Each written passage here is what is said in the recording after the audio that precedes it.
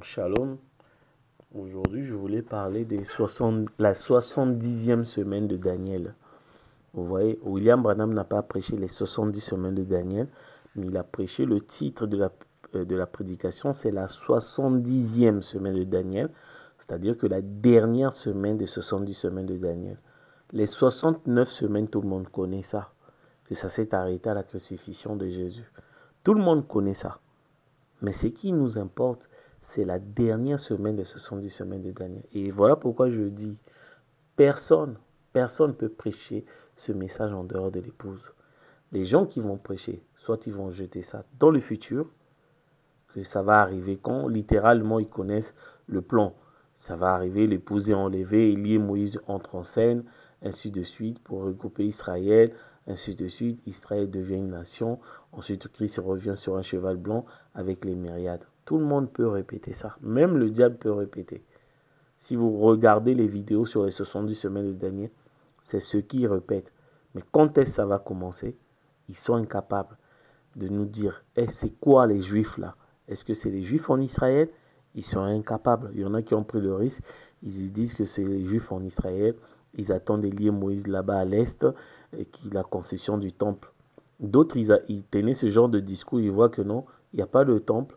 Il n'y a pas Élie et Moïse qui viendront là-bas. Ils commencent à comprendre que Israël dont on parle, ce n'est pas l'Israël de l'Est, là où il y a Netanyahou en ce moment.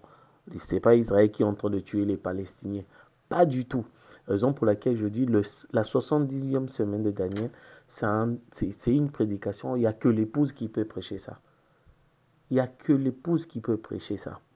Parce que quand l'épouse va prendre les 70 semaines de Daniel, ils vont dire, vous montrer, il doit pointer le doigt qui sont les Juifs, qui est l'épouse, qui est Élie et Moïse et leur nom, qui est le Christ qui va venir une fois qu'Élie et Moïse ont rassemblé les 144 000. Qui sont les 144 000? Et ça se passe où? Il doit montrer aussi le temple.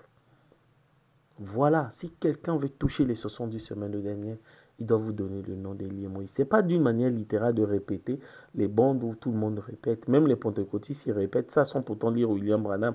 Ils savent que non, une fois l'épouse est enlevée, les deux entrent en scène pour rassembler Israël jusqu'à leur pays, ils font l'exode, ainsi de suite, l'alliance avec les Juifs, ainsi de suite. Mais l'épouse, dans les détails, il va vous montrer qui sont les 144 000, qui est Élie et Moïse. Qu'est-ce qu'ils vont faire? Ils vont arrêter la pluie, ils vont envoyer les fléaux. Et c'est ce que moi j'avais promis de faire, ce que moi j'ai compris. En écoutant des pasteurs, il y en a qui ont dit des choses bien sur un peu le côté littéral de la chose. J'ai lu William Branham, j'ai écouté William Branham, j'ai lu. Et là, je vais vous dire ce que moi j'ai compris.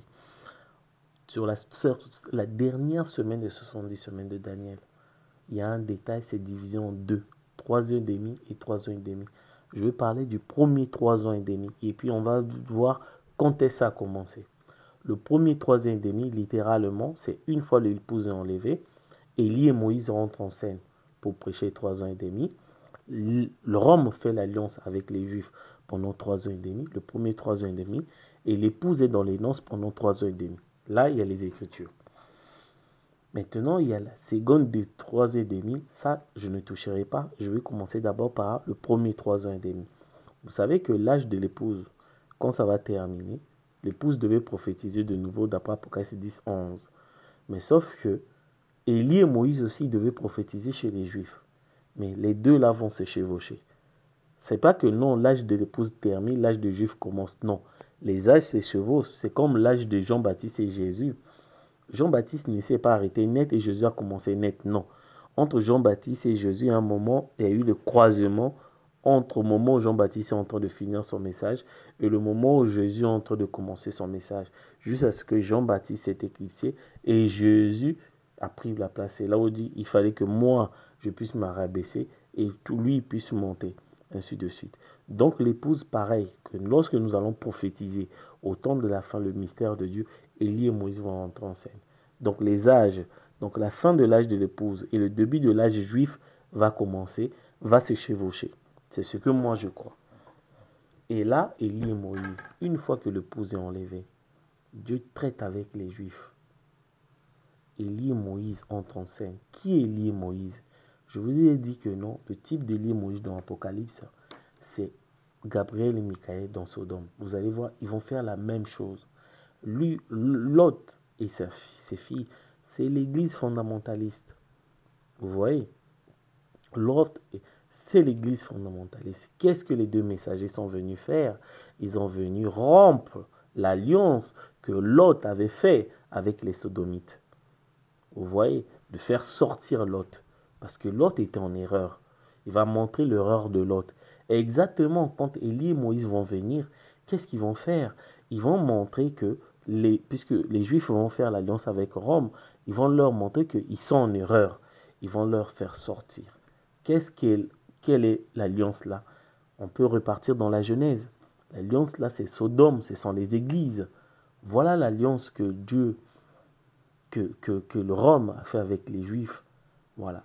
Au temps de la fin, c'est de faire rentrer les Juifs dans le conseil de la confédération des églises sodomiques. Voilà Sodome. Eux, les Juifs, ils vont accepter. C'est comme Lot, il a accepté d'être maire dans la ville de Sodome. C'est une alliance. Et les deux messagers sont venus le sortir. Le fait de le faire sortir, c'est rompre cette alliance.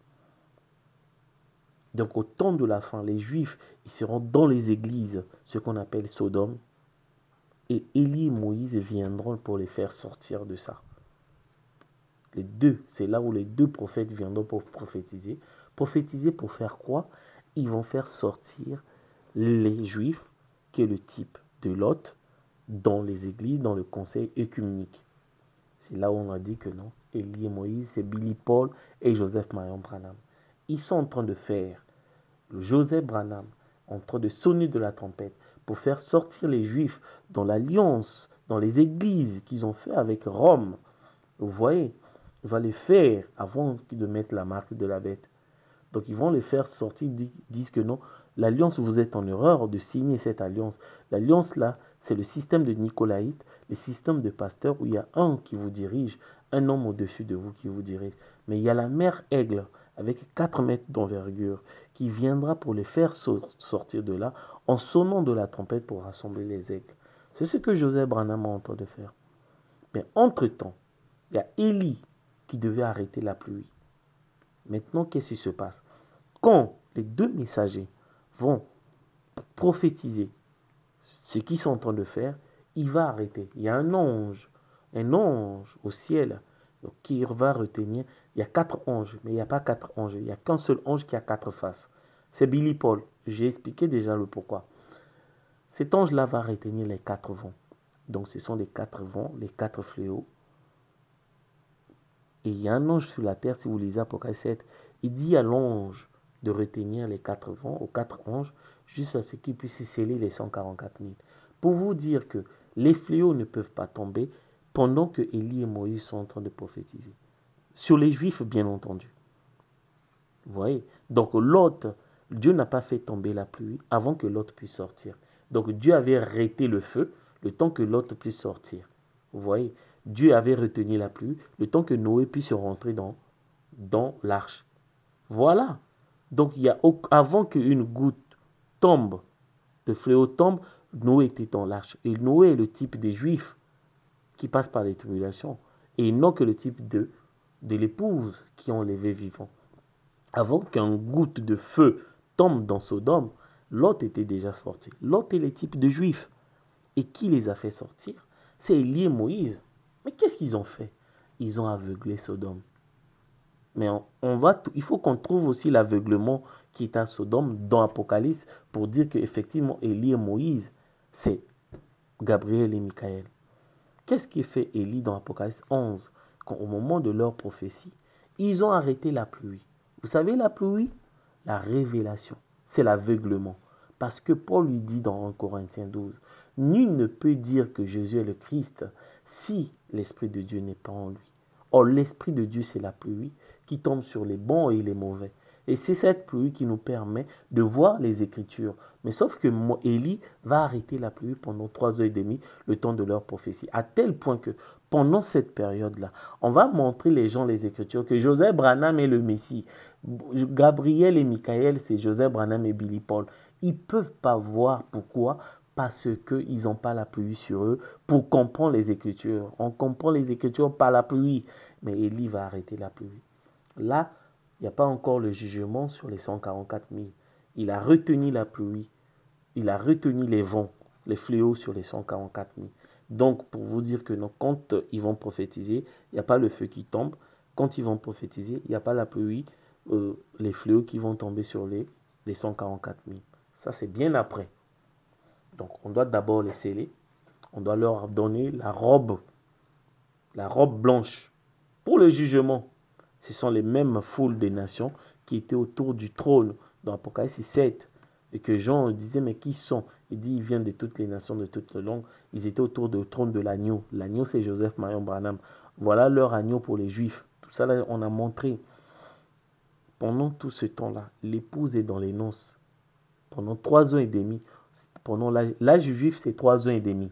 L'âge juif, c'est 3 ans et demi. C'est l'âge auquel Élie et Moïse vont prophétiser en ce moment. C'est ce que Joseph Branham est en train de faire. La mère Aigle est en train de faire sortir les gens dans les églises pour montrer qu'ils ont tort de fréquenter les églises. Parce que c'est ça l'alliance entre les Juifs et Rome. Vous voyez? Et cette alliance-là a eu lieu quand? La lettre de Joseph du 9-12-2020, on voit très bien que le pape François a fait une alliance avec les Juifs, les Rochides.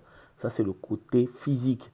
Mais c'est ce qui nous a permis de savoir que l'alliance-là a eu lieu en 2020. Vous pouvez lire sur Internet. Ça, c'est le côté physique.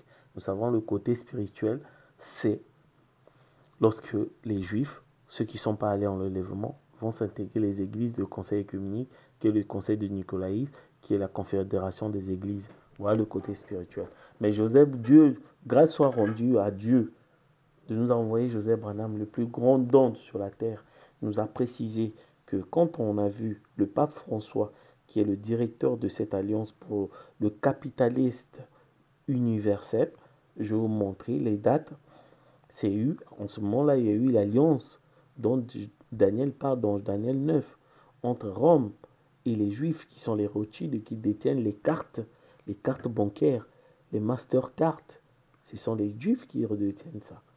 Mais ils se sont alliés avec le pape qui est le président du Conseil pour le capitalisme universel. Voilà cette alliance. C'est en 2020. Voilà. Et en 2020 est marqué par le coronavirus. On a montré le coronavirus aussi pour nous montrer qu'il y a eu cette alliance, qu'il y a un événement qui se fait. Et c'est la même année aussi. On donne juste l'intervalle des années. On ne peut pas donner la date juste. Dieu donne toujours l'intervalle. Voilà, c'est cet intervalle-là.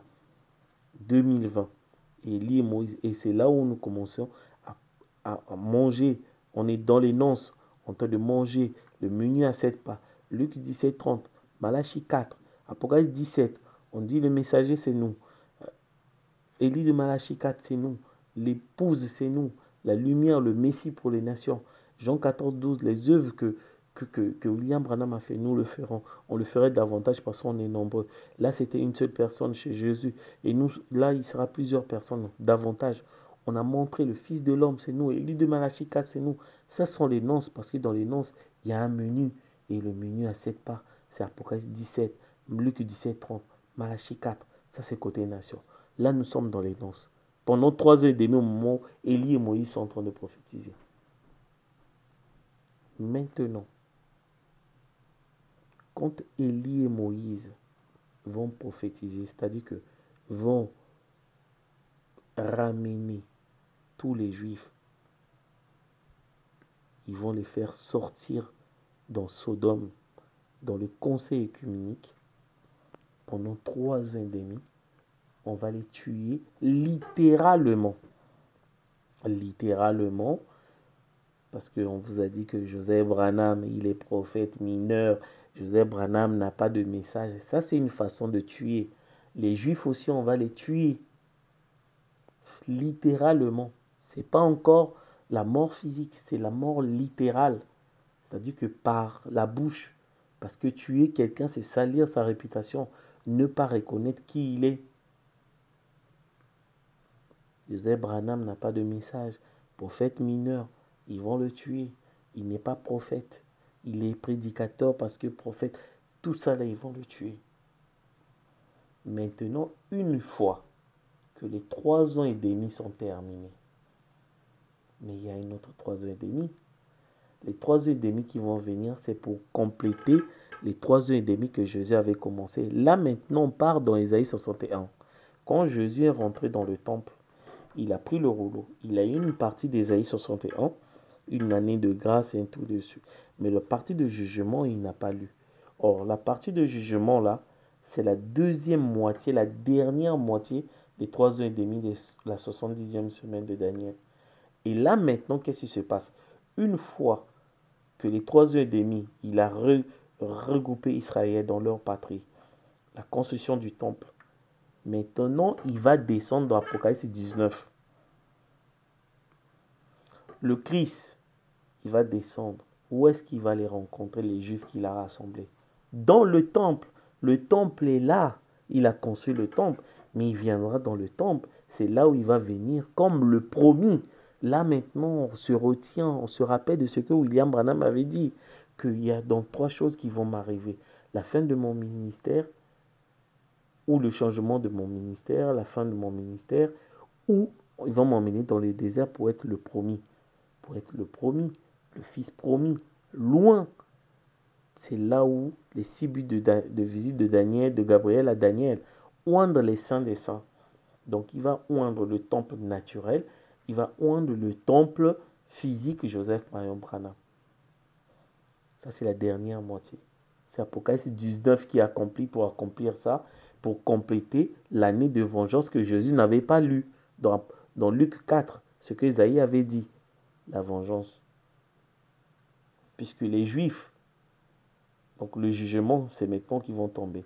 Les 4 anges qui ont arrêté les 4 vents, ils vont relâcher les vents qu'ils ont, puisque les 144 000, ils sont scellés, on leur a donné la robe blanche. Une fois qu'ils ont donné la robe blanche, où est-ce qu'ils vont rencontrer le Messie? C'est dans le temple. Et le Messie viendra dans le temple. Le temple est là. Mais qui est le Messie qui va venir dans le temple? Mais c'est Moïse qui était dans Élie et Moïse, puisque le messager des Juifs, c'est Moïse. On voit Moïse avec Élie en train de prophétiser pendant 3 heures et demie. C'est le même Moïse qui sera le messager des Juifs. C'est Joseph Marion Branham. C'est lui le messager d'Israël, parce que c'est lui qui a construit le temple. Or, c'est Christ qui a construit le temple. Il viendra dans le même temple qu'il a construit. C'est là où, comme Salomon, il va dédicacer le temple. Qu'est-ce qu'il fait? La colonne de feu est rentrée. Voilà pourquoi on vous dit que non. La colonne de feu va rentrer dans le temple qui sera dédicacé. Mais quelle est la colonne de feu? Ce n'est pas la lumière là. La lumière, c'est le prophète de l'heure. Le prophète Joseph Branham, c'est lui la colonne de feu. Quand il va rentrer dans le temple, dans les saints des saints, c'est lui le souverain sacrificateur, selon l'ordre de Melchisédek, puisque Melchisédek, c'est William Branham qui a dit que non, Joseph, tu es prophète, et en faisant de Joseph souverain sacrificateur, pas être voté, mais selon l'ordre de Melchisédek, mais la colonne de feu va rentrer. Mais Joseph aussi sera oint. C'est là où Apocalypse 19 accompli. Nous qui étions dans les noces pendant 3 heures et demie, on viendra avec lui dans le temple. Nous, on sera dans Joseph Marion Branham. Il viendra avec les milliards, myriades et des myriades. C'est l'épouse des nations. C'est la nuée. Le visage de la nuée, c'est la tête, c'est Christ, c'est Joseph Branham. La nuée, c'est les myriades et les myriades, l'épouse. On viendra tous. On sera dans ce temple du millénium. C'est l'âge d'or pour les Juifs. C'est là où maintenant, une fois qu'ils ont les robes, ils vont passer par le jugement. On va faire tomber les fléaux sur eux. Ils seront justifiés par le jugement parce qu'ils ont rejeté le Messie. De leur âge, ils vont comprendre que Joseph Branham, c'est lui leur Messie. Ils avaient refusé la parole de l'épouse. Voilà pourquoi ils ne sont pas allés en enlèvement. Mais comme Christ est le même hier, aujourd'hui, éternellement, c'est le même Christ qui est Joseph Marion Branham chez les Juifs, c'est le même Christ qui était chez les nations. C'est le même esprit. C'est le même esprit d'Élie qui était Élie de Malachie 4. C'est le même esprit d'Élie qui sera chez Élie dans Apocalypse 11. Vous voyez?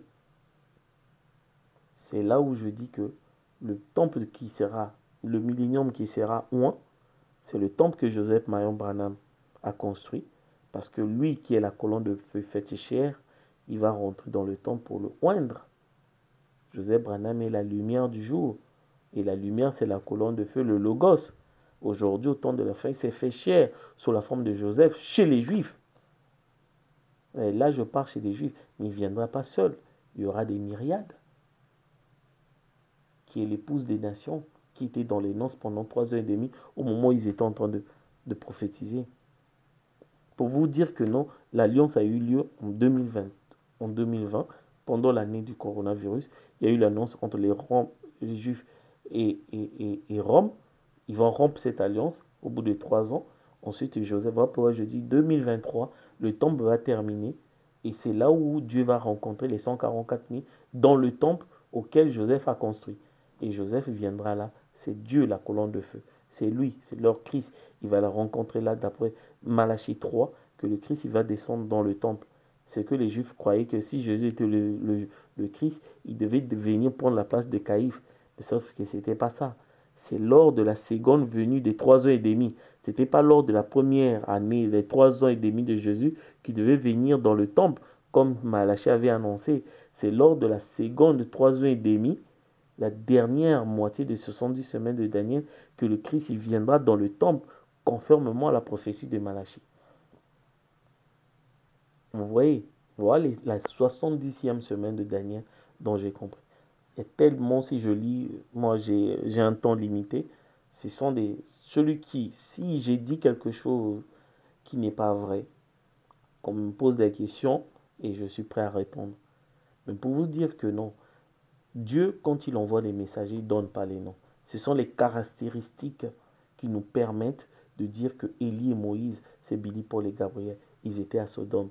Ils ont sorti Lot, qui est le type de 144 000, l'église fondamentaliste. Et une fois que Lot est tombé, le feu est descendu dans Sodome. Le feu n'était pas descendu dans Sodome quand Lot était là. Pourquoi? D'après Apocalypse 7, que les 4 anges qui devaient arrêter les 4 vents, jusqu'à ce qu'on puisse sceller les 144 000. Une goutte d'eau n'est pas tombée quand Noé était sur la terre. Une fois Noé est rentré, l'eau est tombée. Pourquoi? Parce que d'après Apocalypse 11, Noé est le type des messagers de Juifs, que les 4 anges qui devaient arrêter les 4 vents jusqu'à ce que Noé puisse sceller son groupe. Une fois que Noé a scellé son groupe, le compte est complet. La dernière brebis est rentrée. Les 144 000 au complet. C'est maintenant, il va revenir sur l'Apocalypse 19 pour les rencontrer dans le temple. C'est que les Juifs, ils attendaient. Les Juifs, ils voulaient que Jésus puisse accomplir la dernière moitié. La dernière moitié de la dernière semaine de 70 semaines de Daniel, que Jésus devait se retrouver dans le temple. Or, c'était faux. Jésus, dans la première moitié, ne devait pas être dans le temple. C'est lors du jugement, lorsqu'il viendra rencontrer les Juifs. Mais déjà, il ne pouvait pas, puisque pour rentrer dans le temple, il fallait qu'il puisse rassembler Israël. Ensuite, il vient dans le temple pour les rencontrer. Or, Jésus n'a pas pu rassembler Israël comme une poule qui rassemble des poussins. Donc, il ne pouvait pas venir dans le temple pour les rencontrer. Joseph Branham, il a rassemblé Israël comme un aigle qui rassemble les aiglons. Il va venir dans le temple qu'il a construit pour les rencontrer. Voilà la prophétie. Et voilà ce que moi je crois. Et Dieu ne donne pas les noms, il donne les caractéristiques. C'est à l'épouse d'identifier. Dieu n'avait pas dit que non, le messager qui va créer dans le désert, son nom, ça sera Jean-Baptiste. Non, c'est Jésus qui l'a identifié. Ce messager-là, d'après les caractéristiques, c'était lui, Jean-Baptiste. Au temps de la fin, c'est pareil. Élie, Moïse, c'est Gabriel, Michael, c'est Joseph Marion Branham et Billy Paul. Ils ont prêché, il y a un qui a arrêté la pluie, la révélation, afin que les gens ne puissent pas voir les vérités, ce que nous publions. Mais pourquoi? Parce qu'il devait arrêter la pluie pendant 3 heures. Une fois qu'il a arrêté, et c'est là où ils vont comprendre, dans la dernière moitié, puisque la pluie va descendre, ils vont voir qu'ils étaient tous en erreur. C'était trop tard. Quand la pluie va tomber, ils vont voir qu'ils étaient tous en erreur, que ce que nous publions était vrai. Mais aujourd'hui, ils ne peuvent pas voir parce qu'il a arrêté la pluie. On comprend les Écritures par la pluie, l'Esprit qui devait tomber sur les uns pour les autres pour comprendre les Écritures. Vous voyez? Que la gloire, l'honneur reviennent à Elohim. Amen.